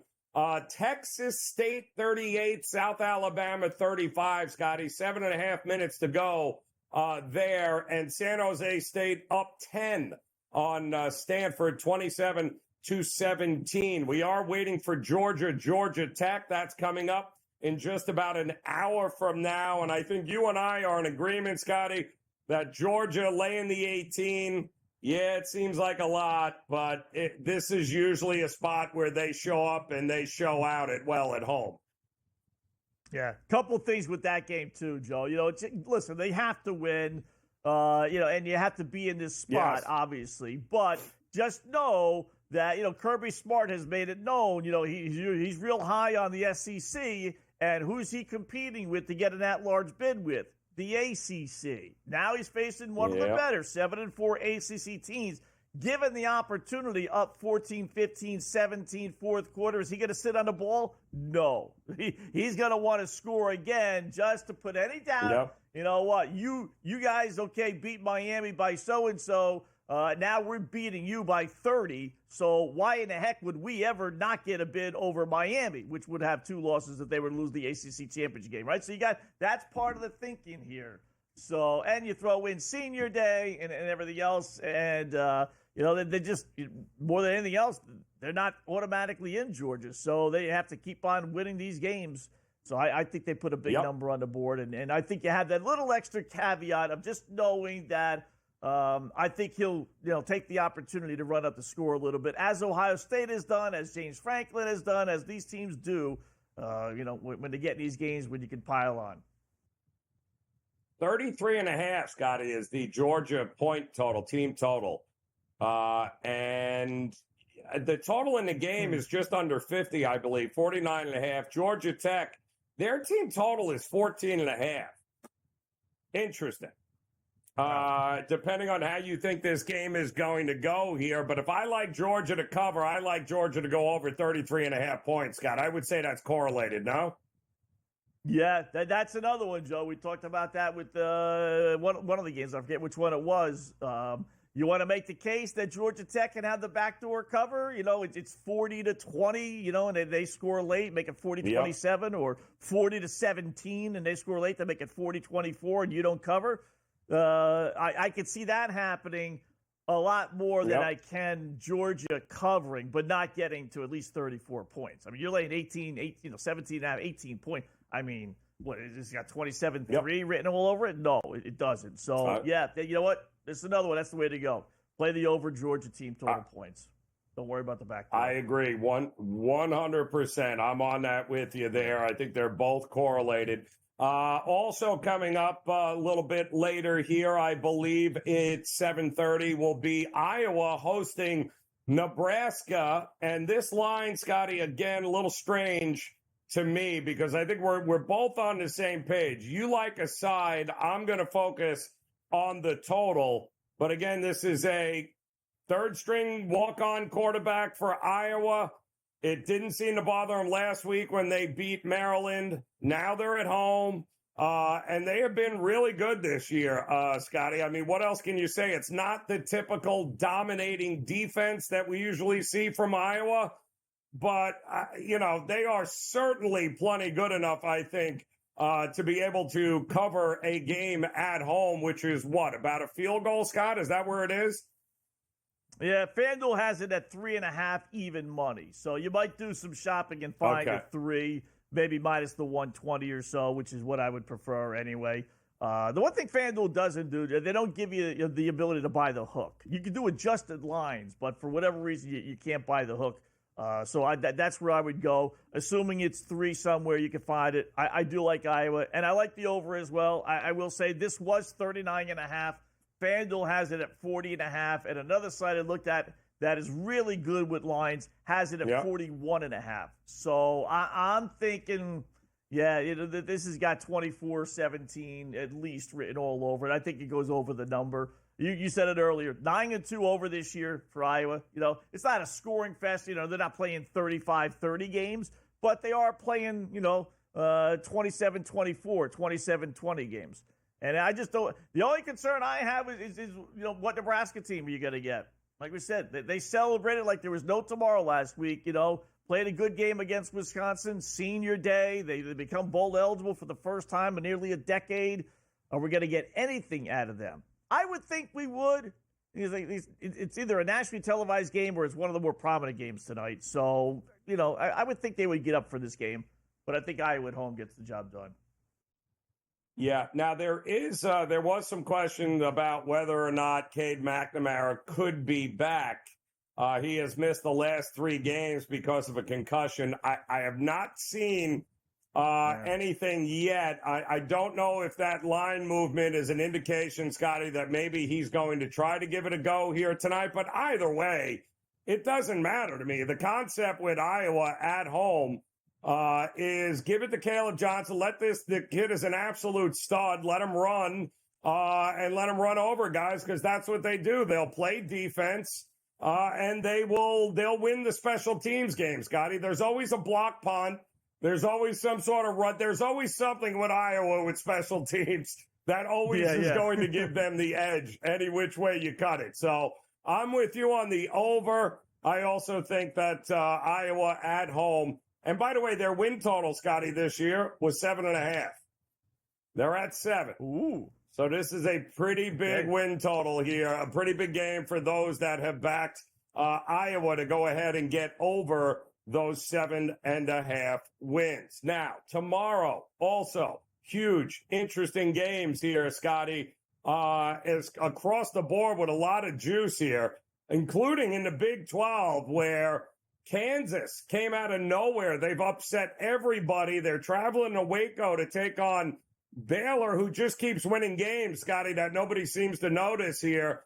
Kansas is at 5 wins. They need one more, Scotty, to get to that bowl eligibility. These are the 2 hottest teams in the Big 12. What do you do? Yeah, it's weird, right? Two of neither one, they're challenging for the Big 12 championship, and they're probably the 2 best right now. I tell you, and Kansas is not beating a bunch of cupcakes. They're beating all ranked teams. BYU, Colorado last week. They're not beating like a bunch of has-beens. So I'm going to go Kansas. It took them a while. This is a team that was supposed to be really good, that wasn't, struggled for whatever reason, is finally putting it all together. Because of that, I think, you take a step back. I think they're better than Baylor. So give me Kansas basically a pick 'em.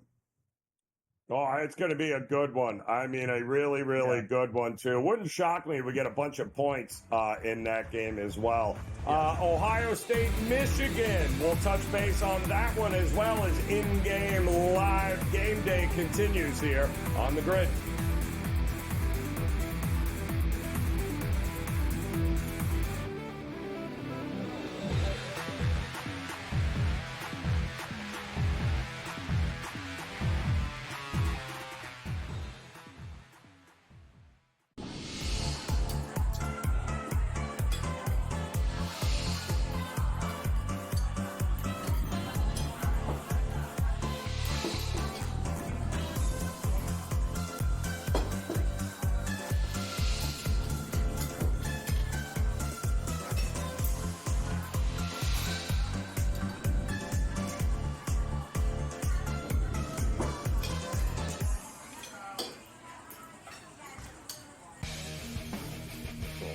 We live in a society right now where everybody's a snowflake, everybody's a cupcake, and everybody thinks that nothing is fair.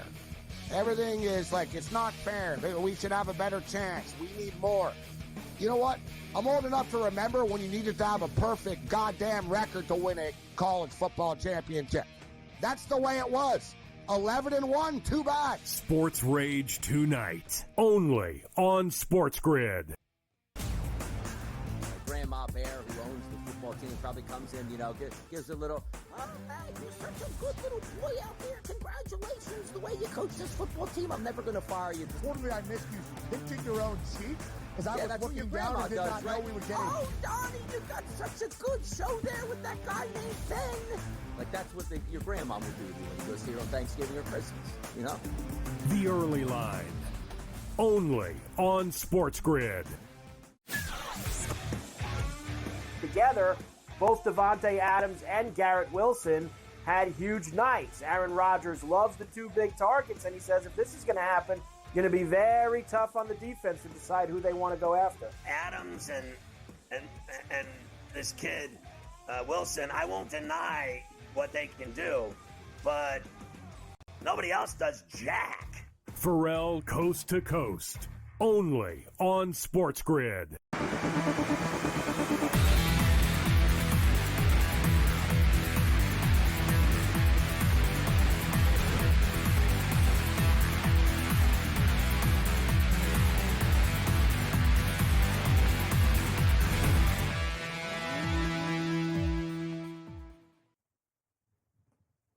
I can't. Welcome back in-game live here on the SportsGrid Network.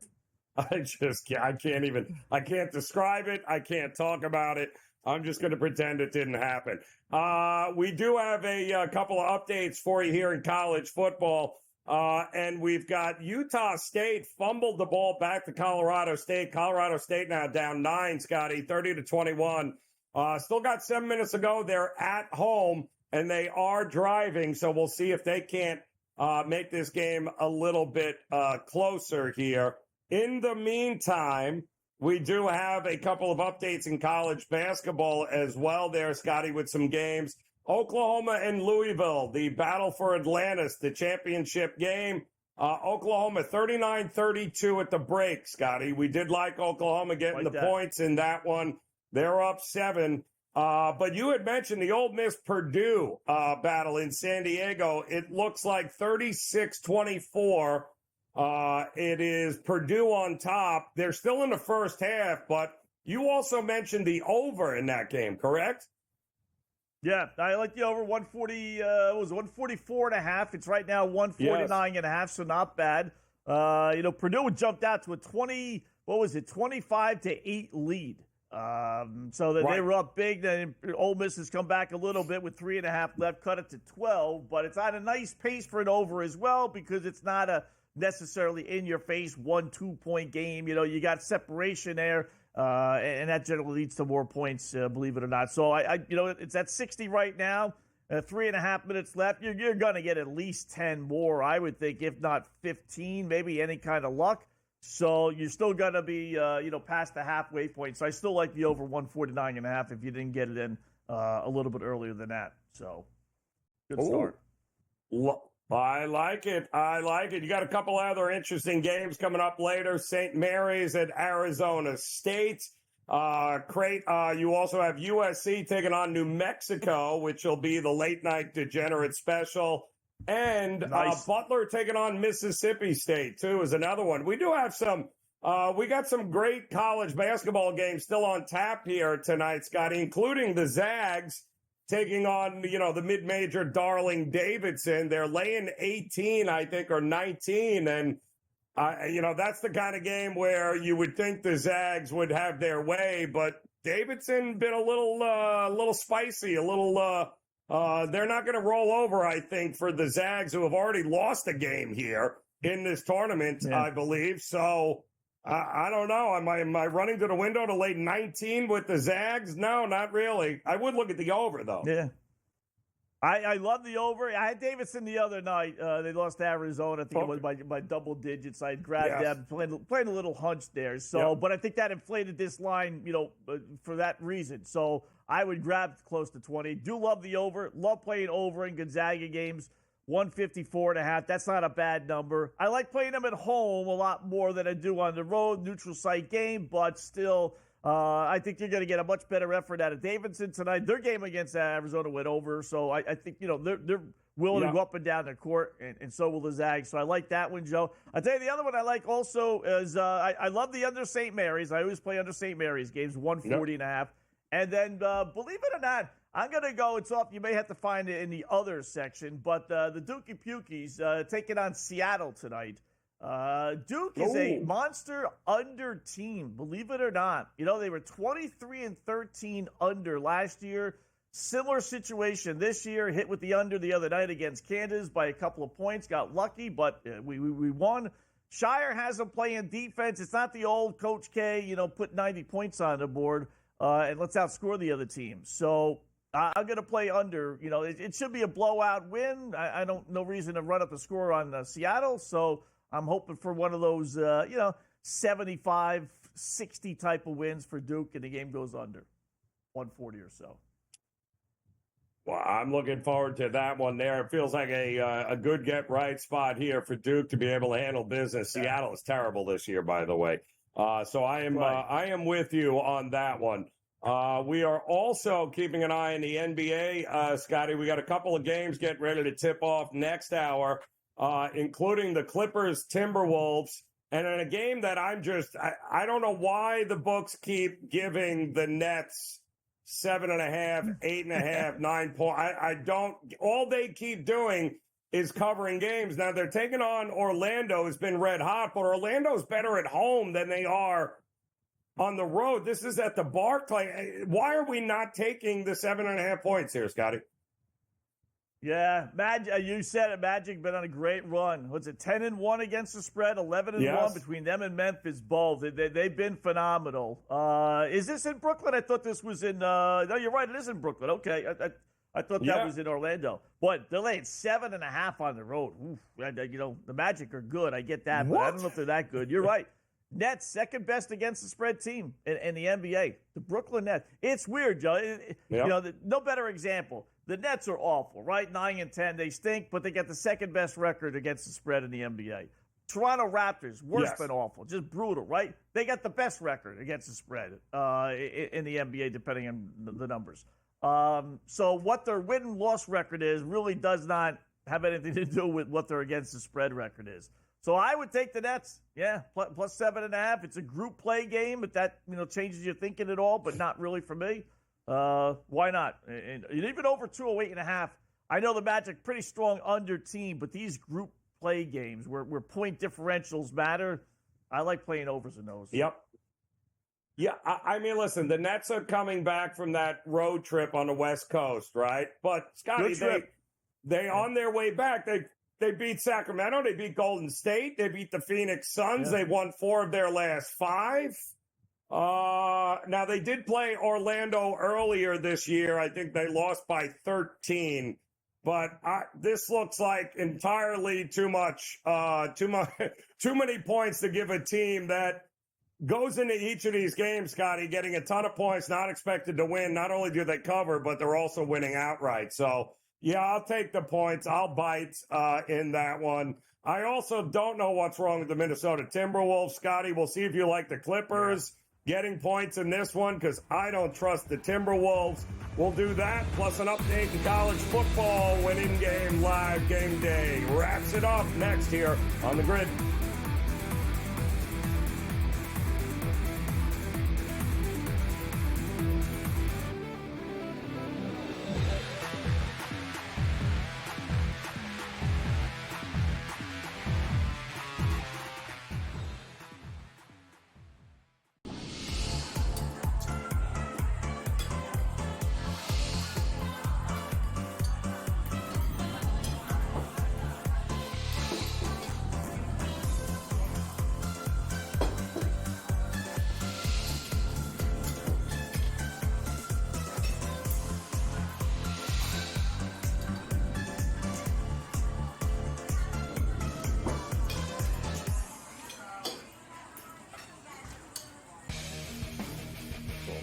We live in a society right now where everybody's a snowflake, everybody's a cupcake, and everybody thinks that nothing is fair.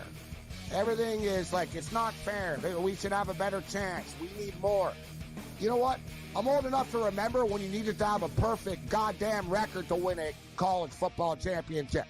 That's the way it was. 11-1, too bad. Sports Rage tonight, only on SportsGrid. Grandma Bear, who owns the football team, probably comes in, gives a little, oh, hey, you're such a good little boy out there. Congratulations, the way you coach this football team. I'm never going to fire you. Totally, I missed you pinching your own cheek as I was looking down and did not know we were getting. Oh, Donnie, you got such a good show there with that guy named Ben. Like, that's what your grandma would do to you when you go see her on Thanksgiving or Christmas, The Early Line, only on SportsGrid. Together, both Devontae Adams and Garrett Wilson had huge nights. Aaron Rodgers loves the 2 big targets, and he says if this is going to happen, it's going to be very tough on the defense to decide who they want to go after. Adams and this kid, Wilson, I won't deny what they can do, but nobody else does jack. Pharrell Coast to Coast, only on SportsGrid.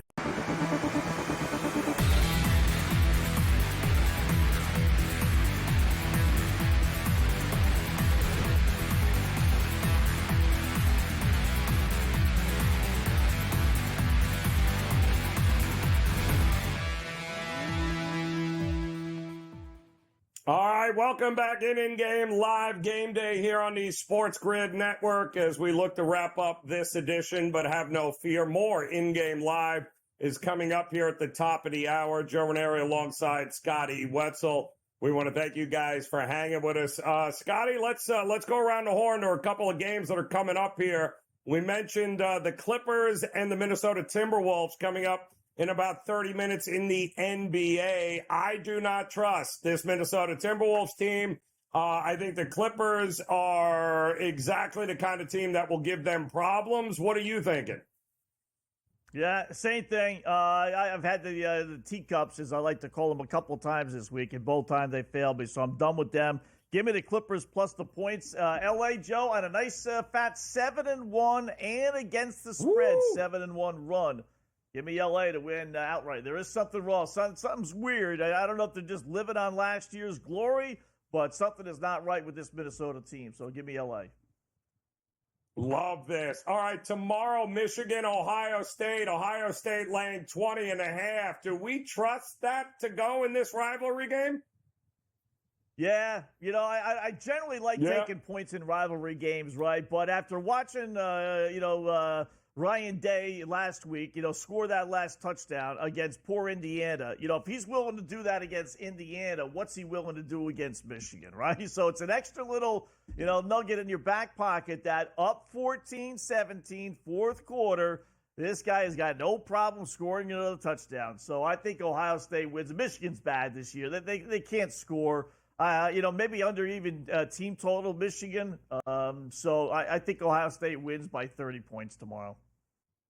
Woo! Big day, roll it. All right, how about Sunday, Scotty? A couple of interesting games on tap, including the Steelers and the Bengals. And the Bengals are laying points.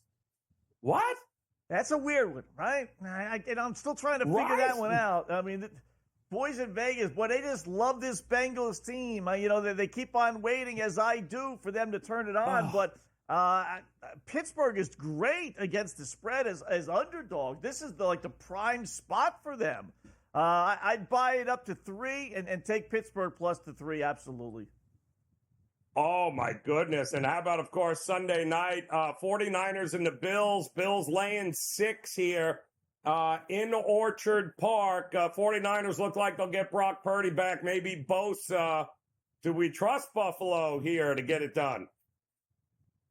I'll tell you this about Buffalo. Josh Allen, out of his, out of his 76 wins, 56, all but 20 have come by 7 points or more.